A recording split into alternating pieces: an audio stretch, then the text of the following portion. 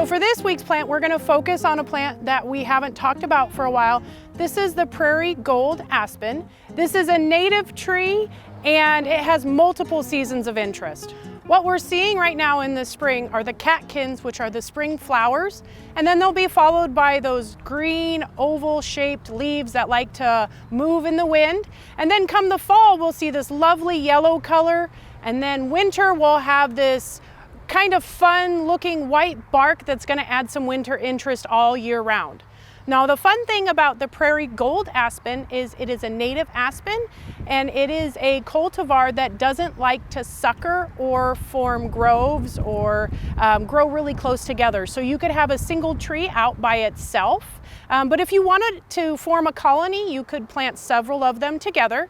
Now this is a fast growing tree, so keep in mind it's going to get about 40 foot tall very rapidly. And then it's going to not have an extremely long lifespan. So enjoy it for as long as it's around, and then go ahead and let that colonize and come up from the root system and enjoy it for years to come. Now we're going to send it to Gannon for this week's weather.